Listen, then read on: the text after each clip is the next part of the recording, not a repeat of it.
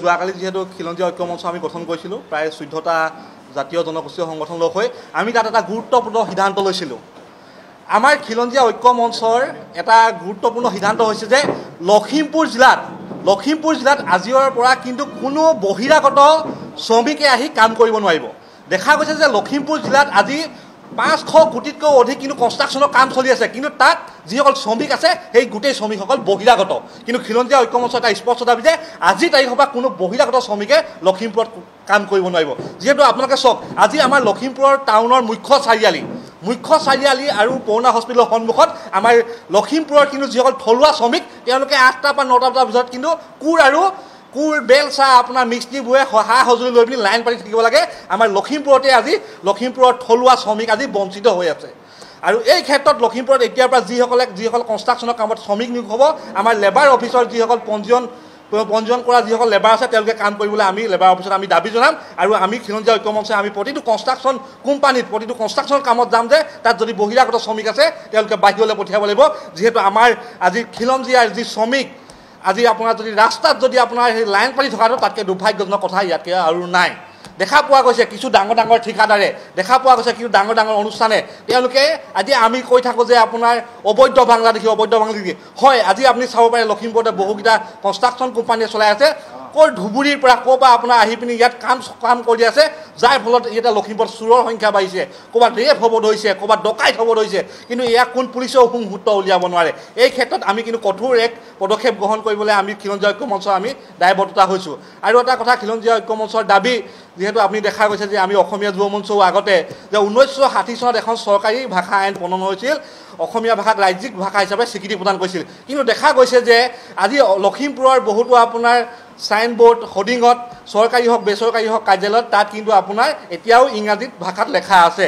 সেয়ে খিলঞ্জীয়া ঐক্য মঞ্চৰ এটা দাবী যে 7 দিনৰ ভিতৰত কিন্তু যিসকল আমাৰ দোকানৰ বা বেচৰকাৰী কাৰ্যালয় দোকানৰ হোৰ্ডিঙত যিবোৰ আপোনাৰ ইংৰাজী চৰকাৰী কাৰ্যালয় বেচৰকাৰী কাৰ্যালয় দোকান পোহাৰ অনুষ্ঠান প্ৰতিষ্ঠানত য'ত আপোনাৰ ইংৰাজী বেনাৰ আছে 7 দিনৰ ভিতৰত যদি অসমীয়া ভাষা ব্যৱহাৰ নকৰে তেতিয়াহ'লে আমি কোলা ৰং সানি প্ৰতিবাদ কৰিবলৈ বাধ্য হ'ম।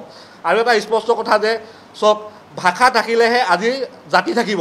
আমাৰ দেখা গৈছে আমাৰ লখিমপুৰৰ কিন্তু অকল যে হোৰ্ডিঙত অসমীয়া ভাষা লিখিলেই সেইটো কথা নহয়। আজি আপুনি যাওক মাওলাই দোকান এখনলৈ যাওক, আজি যাওঁ আমি বিহাৰী দোকান এখনলৈ, তাত কিন্তু তেওঁলোকে যে হিন্দী ভাষাত কথা পাতে এয়া সহ্য কৰা নহ'ব। যেনেকৈ আজি তামিলনাডুত তামিল ভাষা, অন্ধ্ৰপ্ৰদেশত তেওঁলোকে স্থানীয় ভাষা, আমাৰ স্থানীয় ভাষাক তেওঁলোকে স্থানীয় ভাষাত কথা পাতিব লাগিব। আজি আৰু আমাৰ অসমীয়া জনগণক আমি আহ্বান জনাইছোঁ যে আমি তেওঁলোকৰ দোকানলৈ গৈ বা তেওঁলোকৰ অনুষ্ঠানলৈ গৈ ভগা হিন্দীত ভাইয়া চামাণ্ডো আজিৰ পৰা সেইবোৰ নহ'ব।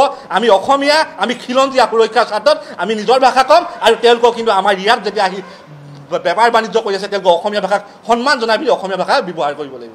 আৰু আমাৰ পৰৱৰ্তী যিষয়ে বৰ সুন্দৰ কথাটো সোধা হৈছে যে উদাহৰণস্বৰূপে মই এটা উদাহৰণ দি কথাটো বুজাই দিব বিচাৰিছোঁ। জনস্বাস্থ্য কাৰিকৰী বিভাগত জল জীৱন মিছনত 1100 কোটি টকাৰ কাম চলি আছে আজিৰ তাৰিখত।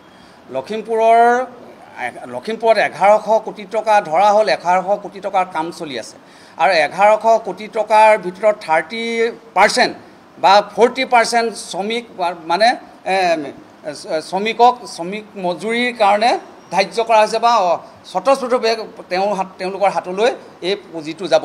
1100 কোটি টকাৰ যদি 40% হয় 400 কোটি টকা, 410 কোটি টকা ক'লৈ গুচি গৈছে যে এই শ্ৰমিকসকললৈ গুচি গৈছে। কিন্তু সেই শ্ৰমিকসকল লখিমপুৰৰ থলুৱা শ্ৰমিক নহয়, যে থলুৱা শ্ৰমিক নোহোৱাৰ কাৰণে এই 400 কোটি টকা বাহিৰলৈ গুচি গৈছে।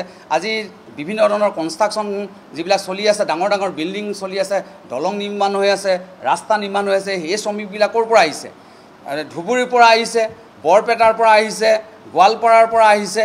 আহি তেওঁলোকে ৰেজিষ্ট্ৰেশ্যন কৰা নাই, তেওঁলোকে লেবাৰ অফিচত কোনো ধৰণৰ ৰেজিষ্ট্ৰেশ্যন নোহোৱাকৈ ঠিকাদাৰৰ আণ্ডাৰত তেওঁলোকে কাম কৰিছে আৰু গোটেই ধনটো তেওঁলোকৰ হাতলৈ গুচি গৈছে। 400 কোটি টকা যদি গুচি যায়, কিন্তু থলুৱা শ্ৰমিক এজনে ধৰা হ'ল কদমৰ পৰা শ্ৰমিকজনে ষ্টেট ফেট চাৰিআলিত হাতত দা এখন লৈছে আৰু তেওঁ মানে ঘণ্টাৰ পাছত ঘণ্টা কামৰ আশাত তাত বহি থাকে। মঞ্চ তৈয়াৰ কৰিছে আৰু মঞ্চ তৈয়াৰ কৰি কৌশলগত এটা স্থিতি লৈছে আৰু মানৱ সেৱা কৰাৰ অচিলালৈ তেওঁলোকে ইয়াত প্ৰভাৱ বিস্তাৰ কৰিবৰ কাৰণে উঠি পৰি লাগিছে। এইটো কেতিয়াও আমি সহ্য নকৰিম।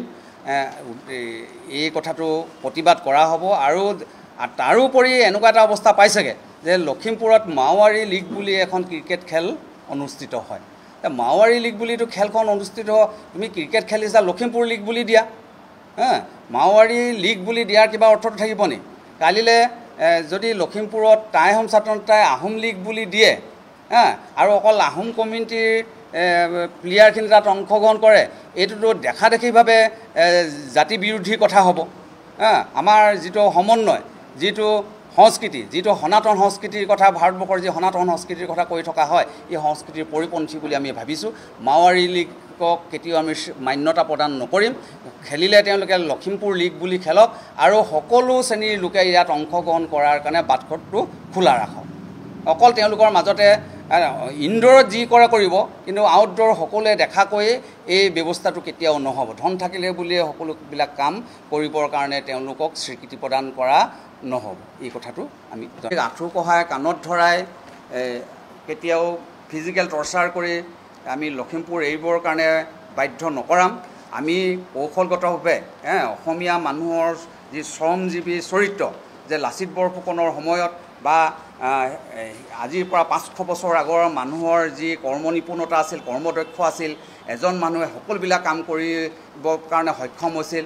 যে ৰামসিংহই কৈ থৈ গৈছিল, তেতিয়া ৰামসিংহই কৈছিল যে অসমৰ বিখ্যাত শৰাইঘাট যুদ্ধ হৰাৰ পাছত ৰামসিংহই স্বীকাৰ কৰিছিল যে প্ৰত্যেকজন অসমীয়াই নাও বাব পাৰে, প্ৰত্যেকজন অসমীয়াই একেজন অসমীয়াই তীৰ মাৰিব পাৰে, একেজন অসমীয়াই ৰাতিৰ ভিতৰতে মাথাউৰি বনাব পাৰে। এনেকুৱা এটা শক্তিশালী জাতি, যি শক্তিশালী জাতিক পুনৰ জাগ্ৰত কৰিবৰ কাৰণে খিলঞ্জীয়া ঐক্য মঞ্চই কাম আগবঢ়াই নিব। আৰু আমি ভাবোঁ যে আগন্তুক 5-10 বছৰৰ ভিতৰত লখিমপুৰত এক সুস্থিৰ বাতাবৰণ তৈয়াৰ কৰি এক কৰ্মসংস্কৃতি গঢ় দি কোনো ধৰণৰ ৰাজনৈতিক কুচক্ৰান্তত খিলঞ্জীয়া ঐক্য মঞ্চ নপৰে, অশ্লীল ভাষা প্ৰয়োগ কৰি কেতিয়াও কাকো টৰ্চাৰ নকৰে। অসমৰ মানুহে, লখিমপুৰৰ মানুহে লখিমপুৰৰ কাৰণে এক নতুন কৰ্মসংস্কৃতি গঢ় দি যাব। ভিতৰত এইটোতো সংৰক্ষিত ভূমি ট্ৰাইবেলসকলৰ কাৰণে। ট্ৰাইবেল বেল্ট আৰু ব্লকৰ ভিতৰত শেহতীয়াকৈ চৰকাৰে এটা সিদ্ধান্ত লৈছিলে, যে চৰকাৰে সিদ্ধান্ত ল'লে ট্ৰাইবেল বেল্ট আৰু ব্লকৰ ভিতৰত বসবাস কৰা কিছুমান জনগোষ্ঠী, খিলঞ্জীয়া জনগোষ্ঠীক ভূমি ক্ৰয় বিক্ৰয়ৰ কাৰণে চৰকাৰে অনুমতি প্ৰদান কৰিছিলে এই লোকসভা ইলেকশ্যনৰ আগে আগে। যেনে ধৰক আহোম, চুতীয়া, কছাৰীটো ট্ৰাইবেল বেল্টৰ ভিতৰতে পৰে ইত্যাদি। যিখিনি OBC, MOBC বা জেনেৰেল কাষ্ট অসমীয়া খিলঞ্জীয়া লোক, এই খিলঞ্জীয়া লোকসকলে কি কৰিব পাৰে, মাটি ক্ৰয় বিক্ৰয় কৰিব পাৰে বুলি চৰকাৰে এটা অধিসূচনা জাৰি কৰিলে। কিন্তু আমাৰ দৃষ্টিগোচৰ হৈছে যে এই ভূমি ক্ৰয় বিক্ৰয়ৰ সুবিধাটো অচিলাটো লৈ কিন্তু বহিৰাগত যিবিলাক অসমৰ মানুহ নহয়, অসমৰ লগত তেওঁলোকৰ কোনো সম্পৰ্ক নাই, এইসকলে কি হৈছে বহুত বিঘা মাটি, হেজাৰ বিঘা মাটি তেওঁলোকে কিনি লৈছে সহজল ট্ৰাইবেল মানুহবিলাকক ফুচুলাই। গতিকে এই ট্ৰাইবেল বেল্ট আৰু ব্লকৰ ভিতৰত মাটি ক্ৰয় বিক্ৰয়ৰ ক্ষেত্ৰত চৰকাৰে তাৎক্ষণিকভাৱে এটা সুস্থিৰ নীতি ল'বৰ কাৰণে আমি দাবী উত্থাপন কৰিছোঁ। 6 জনগোষ্ঠীৰ জনজাতিকৰণ কৰি দিয়া হয়। এই আগতে হৈ থকা জনজাতিকেইটা নিশ্চিতভাৱে তেওঁলোক কি হ'ব, বহু সা সুবিধাৰ পৰা বঞ্চিত হ'ব।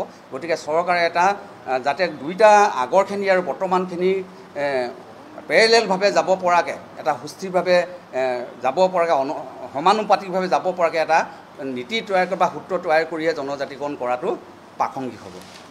অসমখন অশান্ত কৰা পৰিৱেশ সৃষ্টি কৰা দেখা পোৱা গৈছে। বিভিন্ন জাতি জনগোষ্ঠীক টাৰ্গেট কৰি বিভিন্ন সময়ত বিভিন্ন লোকে মন্তব্য প্ৰকাশ কৰি সমাজখনত বিশৃংখলতা পৰিৱেশ দেখা দিছে। আৰু এই কথাষাৰ আমি লখিমপুৰৰ পৰাই আমি সকলো পক্ষকে আহ্বান জনাইছোঁ যে সংযম নেহেৰুৱাই অসাংবিধানিক বক্তব্য প্ৰদান নকৰি অসমখনক স্থিৰ কৰি ৰখাত যাতে আপোনালোকে সকলোৱে অগ্ৰণী ভূমিকা পালন কৰে। আৰু এই ক্ষেত্ৰত লখিমপুৰ জিলা প্ৰশাসন, অসম আৰক্ষী প্ৰশাসন লগতে মুখ্যমন্ত্ৰী মহোদয়ক এই সকলো কথা দৃষ্টিগোচৰ কৰিবলৈ প্ৰথমতে আমি দাবী জনাইছোঁ। এতিয়া মূল কথাটো হ'ল যে আমি অৰ্থনৈতিকভাৱে কেনেকৈ স্বাৱলম্বী হ'ম বা অৰ্থনৈতিকভাৱে কিদৰে আমি শক্তিশালী হ'ম, এই কথাখিনি বাৰে প্ৰতি মুখ্যমন্ত্ৰী মহোদয়ে কথাৰে কৈ আছে, কিন্তু কামেৰে কিন্তু এই পৰ্যন্ত কৰা আমাৰ আশা পৰিলক্ষিত হোৱা নাই। আজি মই লখিমপুৰ জিলাখনৰ এটা উদাহৰণ দিওঁ। লখিমপুৰ জিলাখনৰ 15,000 কৃষি পৰিয়াল আছে আৰু 15,000 হেক্টৰ কৃষিভূমি কিন্তু চন পৰি যোৱা আমাৰ দেখা পৰিলক্ষিত হৈছে। আৰু এই কথাখিনি কৃষি বিভাগৰ তথ্যমতে মই ক'ব বিচাৰিছোঁ।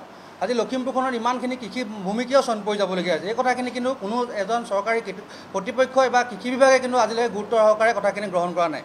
এতিয়া দ্বিতীয় কথাটো হ'ল মাছৰ কথাটো কৈ আছোঁ মই লখিমপুৰ জিলাত আমি যোৱাকালি মীন বিভাগৰ জিলা বিষয়াৰ লগত কথা পাতিছিলোঁ যে ছাৰ আমাৰ যদি লখিমপুৰত নগাঁৱৰ যদি মাছ নাহে আমাৰ কিবা নাটনি হ'ব নেকি ছাৰে স্পষ্টভাৱে আমাক জনাইছে যে লখিমপুৰ জিলাত নগাঁৱৰ মাছৰ বেপাৰ কোনো কাৰণে নাহে খালি ঢকুৱাখানালৈ ক'ৰবাত মাছ আহে আৰু লখিমপুৰ অন্ধ্ৰপ্ৰদেশ আৰু লখিমপুৰৰ স্থানীয় মাছেই আমাক কোনো ধৰণৰ অসুবিধা নেপেলোৱাকৈ চলাই থকা পৰিলক্ষিত হৈছে তেতিয়া মই সুধিলোঁ নগাঁৱৰ মাছটো কিয় নাহে মই ৰাজআলি ব্যৱসায়ীসকলেও কথা পাতিছিলোঁ তেখেতসকলে কয় যে নগাঁৱৰ যিটো মাছ সেই মাছটোত ওজন বেছি হয় তাত ইউৰিয়া দিয়া হয় আৰু ইউৰিয়া দিয়াৰ কাৰণে সেই মাছটো অতি সোনকালে গেলি যায় আৰু গেলি যোৱাৰ বাবে ব্যৱসায়ীসকলে সেই মাছটো নলয় কিন্তু তেখেতসকলে সেই মাছটো আমাক দিবলৈ আহিছিলে কিন্তু আমি লোৱা নাই কিন্তু কিছুমান ব্যৱসায়ীয়ে দুষ্ট চক্ৰই সেই মাছটো লখিমপুৰলৈ আনি আছে কিন্তু জিলা প্ৰশাসনে এই বিষয়ে অৱগত নহয় এতিয়া আমি আজি এই সংবাদমেলৰ পৰা এটা কথা উপলব্ধি কৰিছোঁ আৰু দাবী জনাব বিচাৰিছোঁ যে জিলা কৰ্তৃপক্ষই অতি শীঘ্ৰে এইবোৰ তদন্ত কৰিব লাগে আৰু এইটো তদন্ত কৰিব লাগে কি কাৰণে নগাঁৱৰ মাছৰ ইউৰিয়া দিয়া হয় আৰু কি কাৰণে নগাঁও মাছ সমগ্ৰ অসমত ব্যৱসায় আজি পৰ্যন্ত চলি আছে চৰকাৰে সকলো কথা জানে চৰকাৰৰ সকলো তথ্য আছে তাৰপিছতো কিন্তু নগাঁৱৰ ব্যৱসায়ীসকলে ৰমৰমীয়া বেপাৰ এখন চলাই আছে এই কথাখিনিৰ ওপৰত আমি ঐক্যমঞ্চই আমি বৃহৎ প্ৰতিবাদী কাৰ্যসূচী ল'ম লগতে চৰকাৰৰ এই বিষয়টো দৃষ্টিগোচৰ কৰিছোঁ তাৰ লগতে লখিমপুৰ জিলাত আমি দুষ্ট চক্ৰৰ পৰা গম পোৱা গৈছে যে লখিমপুৰ জিলাত ৰাতিপুৱা 4 বজাত আমাৰ গণেশ মন্দিৰৰ ওচৰত আৰু NIL পেট্ৰল পাম্পৰ ওচৰত নগাঁৱৰ মাছৰ গাড়ী 6খনকৈ মাছৰ গাড়ী লখিমপুৰৰ দৈনিক আহি আছে আৰু 100জন বাইক আৰোহীয়ে সেই মাছসমূহ লৈ গাঁৱে বিক্ৰী কৰি আছে এতিয়া আমি আজি ঐক্যমঞ্চে এটা কথা স্পষ্টকৈ ক'ব বিচাৰিছোঁ যে নগাঁৱৰ সম্পূৰ্ণ ব্যৱসায়ী যিসকলে মাছৰ ব্যৱসায় কৰি আছে তেখেতক আজিৰ পৰা বন্ধ কৰক অন্যথা কিন্তু আমাৰ দৃষ্টিগোচৰ হ'লে কথাখিনি আমি কিন্তু আপোনালোকক বাধা দিম আৰু এই কথা ডাইৰেক্ট প্ৰশাসনক আমি আপোনালোকক সমজাই দিয়া হ'ব সেই কথাকে আমাৰ স্পষ্ট তৃতীয় কথাটো হ'ল আমাৰ লখিমপুৰ জিলাত কেইবাটাও পেট্ৰল পাম্প আছে এই পেট্ৰল পাম্পসমূহত অনা অসমীয়াসকল কৰ্মৰত কৰি আছে বছৰ তেখেতলোকে কৰ্ম কৰি আছে কিন্তু আমাৰ খিলঞ্জীয়া থলুৱা ল'ৰাসকল গৈ পিনে কেৰালা পশ্চিমবংগ বা বেংগালুৰুত গৈ পিনে কাম কৰি আছে সেই পেট্ৰল পাম্পত কৰ্মৰত যিসকল